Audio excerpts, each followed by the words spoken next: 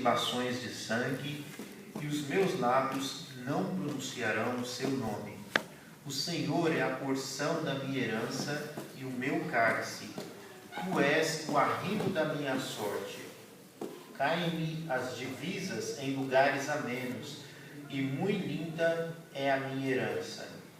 Bendigo o Senhor que me aconselha, pois até durante a noite o meu coração me ensina. O Senhor tem sempre à minha presença. Estando Ele à minha direita, não serei abalado. Alegra-se, pois, o meu coração, e o meu espírito exulta. Até o meu corpo repousará seguro, pois não deixarás a minha alma na morte, nem permitirás que o teu santo veja a corrupção. Tu me farás ver os caminhos da vida, na tua presença a plenitude de alegria, na tua destra delícias perpetuamente. Muito bem.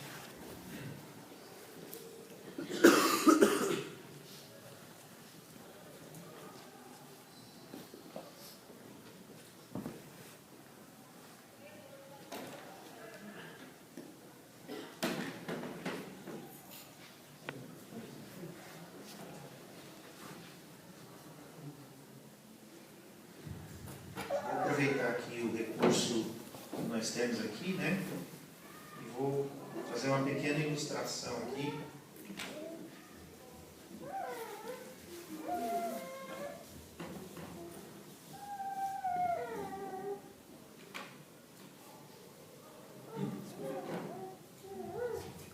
Quando o povo de Deus, os judeus, os israelitas, chegaram na Terra Prometida, eles receberam, então, a repartição da terra, né? Então, lá nós temos o Estado de Israel, mais ou menos assim, e foi repartido, então, né, um pedacinho de terra para uma tribo, como se fossem estados, né? Então, aqui nós temos o país, né, como estado, estado civil, no caso, reino, e foi dividido em 12 pedaços, vamos dizer assim. Mas, então nós tínhamos 12 tribos, mas uma delas não recebeu, né? Uma delas não recebeu a sua porção, que eram a tribo de Levi. A tribo de Levi, então, ficou sem terras para plantar. E eles eram os sacerdotes, então, e eles eram sustentados pelo resto do povo. Eles não tinham terra, não tinham trabalho. O único trabalho deles era cuidar da casa do Senhor, que era a tenda, né? Que era uma barraquinha que era construída no meio do deserto, no caso, barraca mesmo.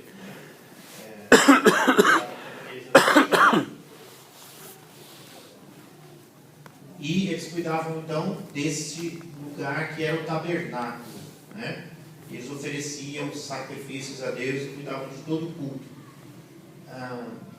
Bom, então eles tinham esse serviço e eles não receberam terra, porque Deus determinou então que a porção deles seria o Senhor. Então aqui eu vou desenhar aqui um homem aqui, né, um bonequinho, e aqui vou desenhar aqui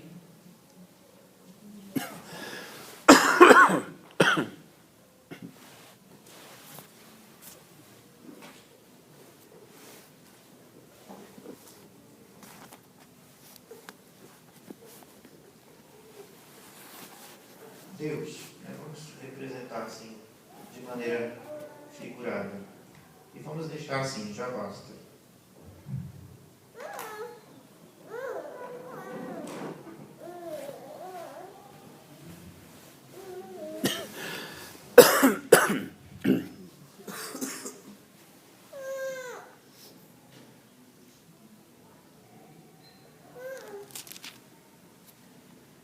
O texto diz assim: guarda-me, ó Deus, porque em ti me refugio. Então, vocês vendo aqui caricatura, vocês podem imaginar então Deus nos protegendo, nos abraçando e nos colocando ali em seu colo, né? É dessa maneira que nós temos que nos comportar, dessa maneira que Davi imaginava, né? Davi, existia a Arca da Aliança, que era uma caixa, e haviam ali 2 anjos, e eu precisaria desenhar de novo, então. Aqui a gente começou, então a gente vai até o final. Então tinha a Arca, e aqui tinham 2 desenhos aqui de anjos, 2 figuras. E aqui, eu já expliquei isso outras vezes para os irmãos, aqui, quando Deus se manifestava na tenda, a arca estava dentro da tenda, né? Dentro da tenda. Quando Deus descia, Shekinah formava uma coluna de fogo, enchia de fumaça em volta, ponto de ninguém conseguir ver. Então, Shekinah, forma teológica que os judeus arrumaram, parece que não existe essa palavra na Bíblia, tá? Então, aqui no meio da arca, aparecia uma bola de fogo, e Deus se manifestava, então, ali. Essa era a forma de Deus se manifestar.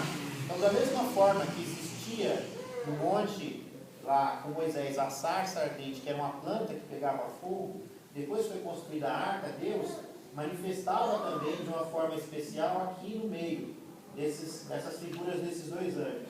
E o salmista Davi, em determinado salmo, que agora eu não me lembro exatamente, ele desejava estar aqui, sentado aqui, justamente como se estivesse ali, preso nos braços de Deus. E isso é importante, porque nós estamos falando aqui do salmo, escrito por Davi, e ele é cheio de emoção e cheio de figuras. E nós precisamos tentar entender um pouco essas figuras. Então, Davi tinha esse desejo profundo de estar na presença de Deus, a ponto de se sentir abraçado e protegido por Deus. Quando ele diz, então, guarda-me, ó Deus, porque em ti me refugio, sempre que Davi pensava em se refugiar em Deus, ele pensava em estar protegido por Deus, literalmente, como um filho é protegido por um pai. Ele desejava estar ali, bem no centro de toda a santidade de Deus, lá no meio do templo, que eles tinham, que chamavam o tabernáculo, que era a tenda da revelação de Deus, bem lá dentro, no Santo dos Santos, onde a arca era guardada como se fosse assim, tivesse uma cortina, onde as pessoas comuns não têm acesso.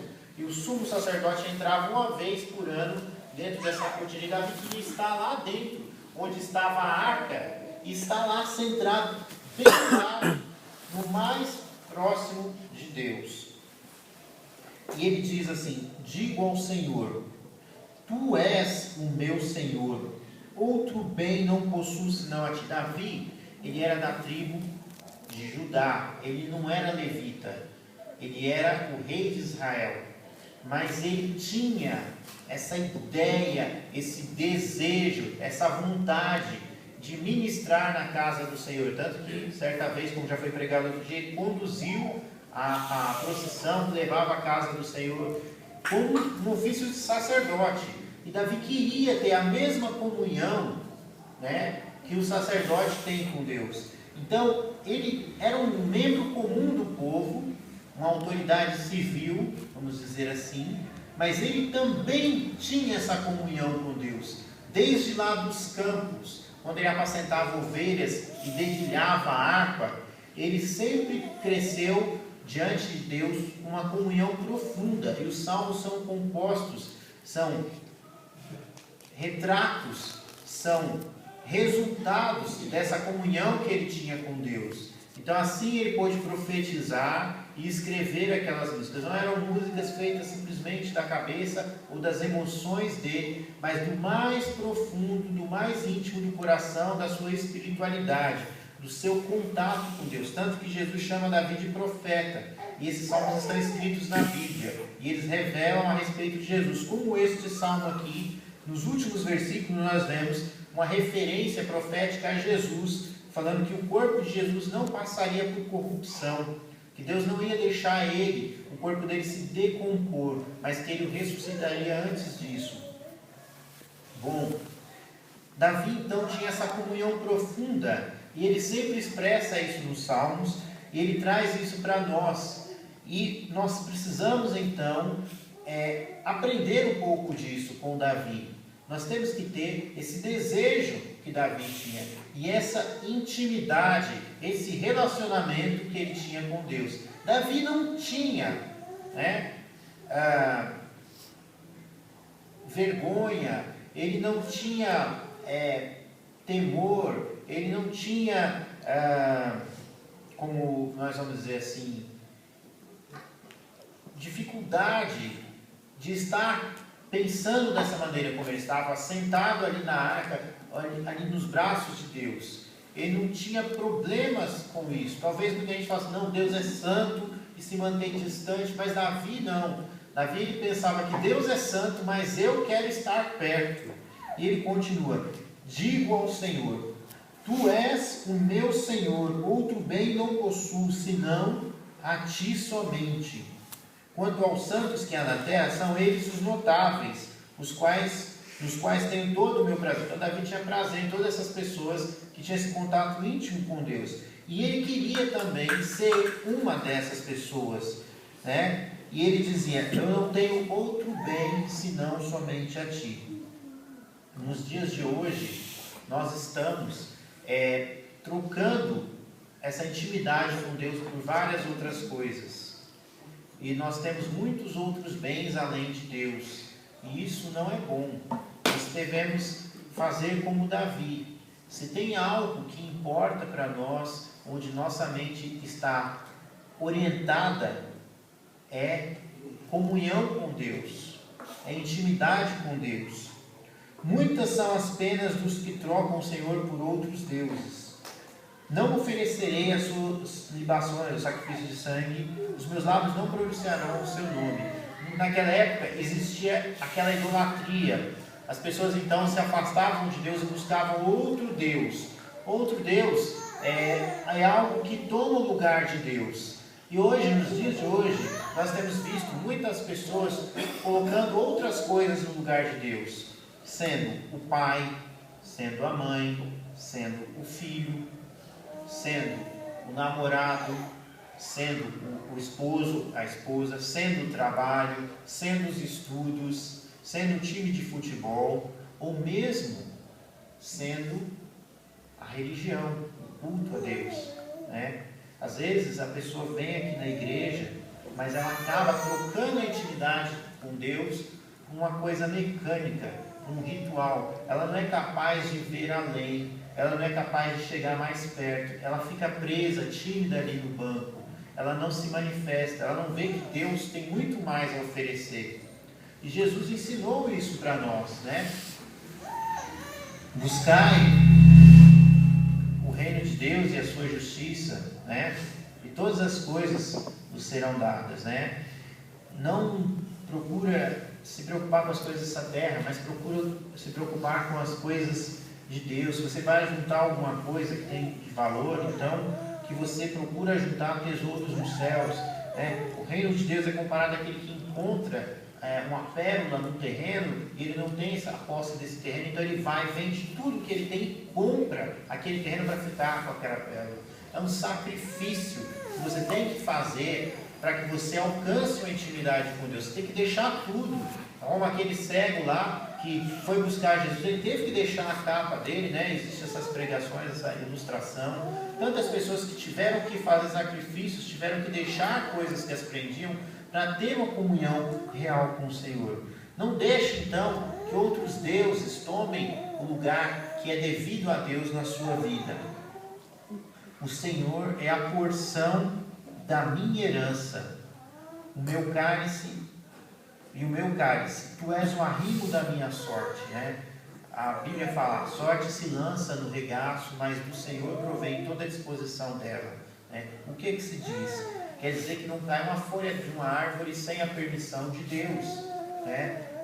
Se você não tem comunhão com Deus, como você espera ser bem sucedido nas coisas? Quem dá a vitória em tudo é Deus.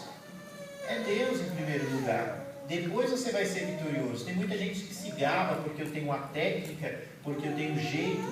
Olha, não é assim. Não funciona assim. As coisas vêm de Deus.